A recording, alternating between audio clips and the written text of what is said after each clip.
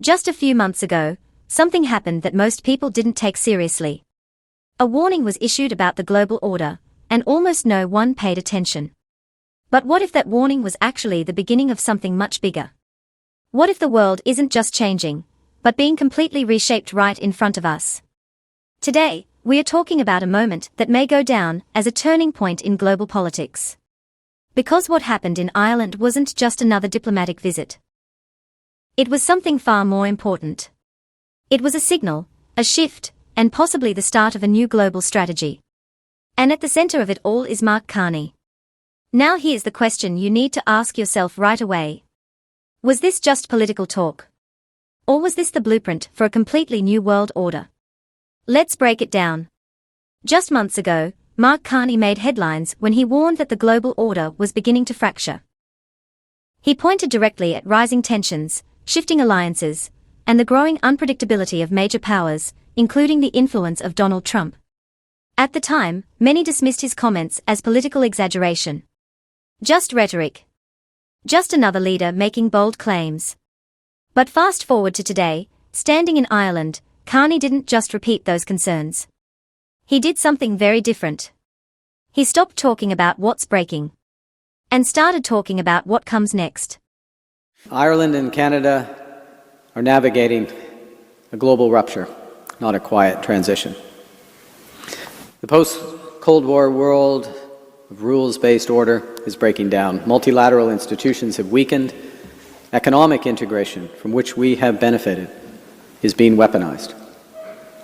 The international trading system, which we've relied upon for decades, is under threat.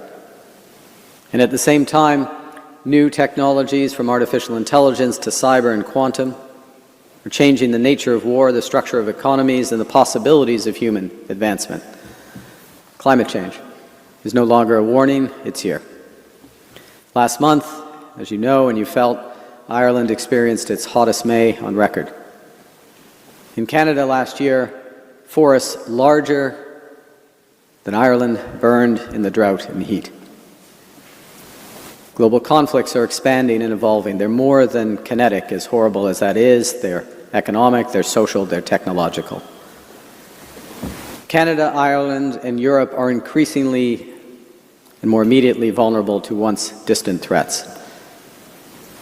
And I suggest that amidst this change, amidst this disruption, Canada, Ireland, and Europe can be pivotal, powerful, and purposeful, a force for good. Pivotal because we are the most connected region in the world, to each other and to others. Canada has 16 free trade agreements with 51 countries, covering 1.5 billion people, 2/3 of global GDP, and we're on course to double that market access this year. The EU maintains preferential access to over 80 partner countries, making it the top trading partner for 80 nations globally. Together we are powerful because we have the capacity to act together. Combined, the population is more than twice that of the United States. We have a larger cultural export industry and a more diverse one, I might add, a similarly sized GDP, comparable R&D spend. Our collective defense budget's twice that of China's. We're home to the majority of the world's top 100 universities and over half of the world's Nobel Prize winners. So together, we are one of the largest economic, cultural, technological, financial blocs in the world. And that changes everything. Because instead of focusing on instability, Carney laid out a vision. A future where countries like Canada don't rely on a single superpower anymore.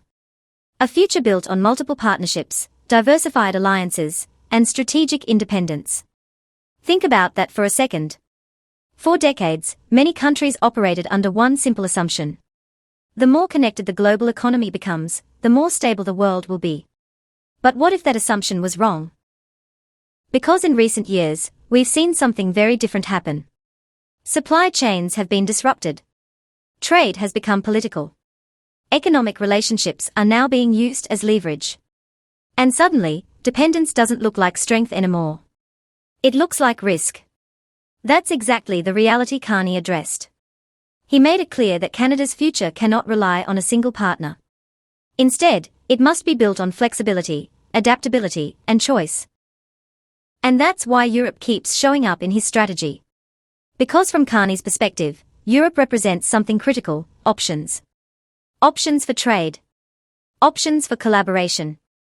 Options for stability in an unpredictable world. But here's where it gets even more interesting. Carney didn't just talk about Canada changing its approach. He talked about an entirely new role for what he calls middle powers. Today, sovereignty requires reliable access to semiconductors, to space-based communications. It requires unhindered access to artificial intelligence, the latest models for protection as well as knowledge creation, critical minerals, payment systems, clean energy technologies, vaccines. Now, because over decades, governments and businesses prioritized efficiency over resilience, we all have developed supply chains and trading relationships that create dependencies that can turn economic integration from an advantage, which is what it was, into subordination. And so Canada's strategic imperative is to build sovereign capabilities and resiliencies in these key areas. That starts at home. We're fast-tracking $1 trillion of investment in energy, AI, critical minerals, new trade corridors. We're investing to double our clean electricity grid. We're investing in quantum. We're building our food security. But we recognize a second principle, that building true sovereignty cannot be achieved in isolation. It requires diversification. It requires partnership. And so we are focused on building a dense web of connections, said another way, ad hoc coalitions that work issue by issue with partners that share enough common ground to act together. And that's why Canada was the first non-European country to join the EU's Safe Defence Procurement Program. It's why we've signed 20 new economic and security agreements over 5 continents in the past year. It's why we're championing efforts to build a bridge between the Trans-Pacific Partnership and the European Union, something that would create a trading bloc of 1.5 billion people, a rules-based trading bloc of 1.5 billion people. These coalitions are also there to help solve global problems with a rules-based order that's under threat, the so-called variable geometry. Now traditionally, countries like Canada, Ireland, and Australia were often seen as followers in global politics. They reacted to decisions made by superpowers. They adapted to changes rather than driving them. But Carney is proposing something completely different. He believes these countries can become leaders, not through military dominance or economic size, but through cooperation. Let that sink in. What if influence in the future isn't about being the biggest or the strongest, but about being the most connected? Because according to Carney, countries that share common values, common challenges, and common goals can create a network powerful enough to shape global outcomes. And that raises a big question for you. Could a coalition of middle powers actually rival traditional superpowers? Or is this an idea that sounds good in theory, but struggles in reality? Because if Carney is right, we may be entering a world where influence is no longer concentrated in just a few countries. Instead, it becomes distributed across networks of partnerships. In other words, building coalitions that focus on specific issues. From AI with India and Australia, to our critical minerals alliance with the G7, to nuclear energy with South Africa. These are examples of what Canada is doing. The point is that in a world of great power rivalry, middle powers have a choice, which is to compete for favor of the great powers or to combine to create a third path with impact. The nations that invest in their own capabilities and partner with like-minded allies will multiply their strength.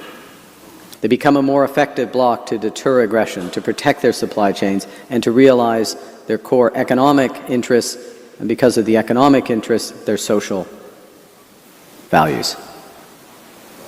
My third point is that Canada and Ireland are exceptionally well placed to seize this moment. And that's a major shift. Now let's talk about what might be the most important part of this entire story. Carney isn't talking about something that might happen in the future. He's talking about something that is already happening. Global institutions that dominated politics for decades are facing challenges they were never designed to handle. New economic powers are rising. New alliances are forming. And countries everywhere are rethinking their strategies. Even the G7, one of the most influential groups in global politics, is no longer operating in the same environment it once did. Power is becoming more complex. Influence is becoming more fragmented. And the rules that worked 20 or 30 years ago, they don't necessarily apply anymore. That's why Carney's message is so significant. Because whether you agree with him or not, one thing is clear. He believes the world is changing faster than most leaders are willing to admit. And instead of waiting to react, he's trying to position Canada ahead of those changes.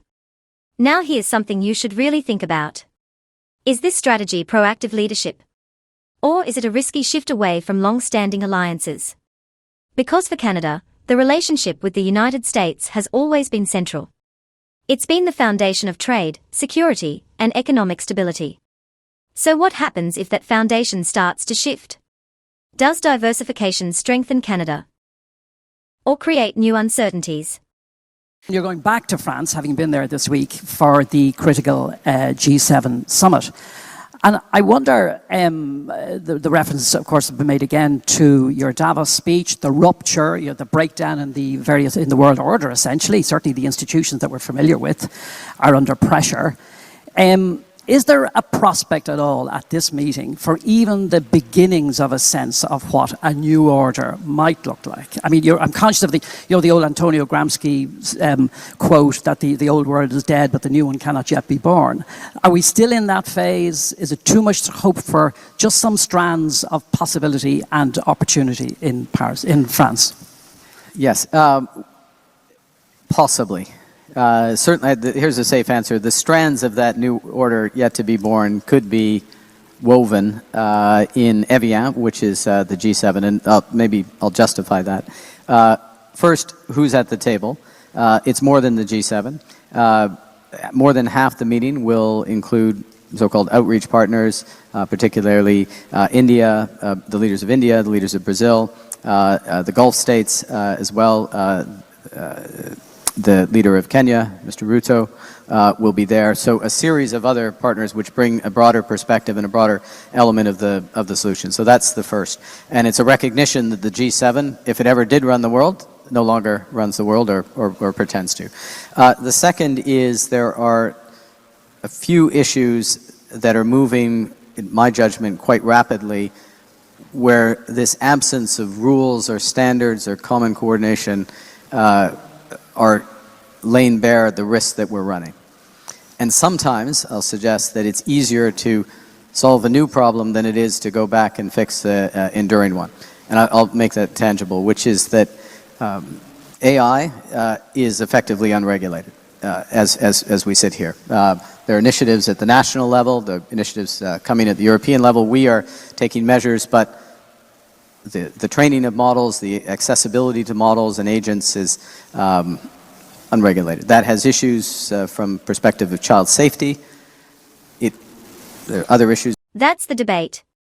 And it's not just about Canada. It's about how countries everywhere respond to a changing global landscape. Because what happened in Ireland wasn't just a visit. It was a message. A message that the world is no longer predictable. That old assumptions are being challenged. And that countries that fail to adapt may fall behind. Carney's answer is clear. Not isolation. Not dependence. But diversification. Stronger alliances. More partnerships. And a strategy built on flexibility. Now let me ask you something directly. Do you think this approach makes sense? Should countries like Canada move closer to Europe and other middle powers? Or should they stay focused on their traditional relationships, especially with the United States? Because this decision could shape the next decade of global politics. And here's the real cliffhanger. If more countries adopt this strategy, we could see the emergence of an entirely new global system.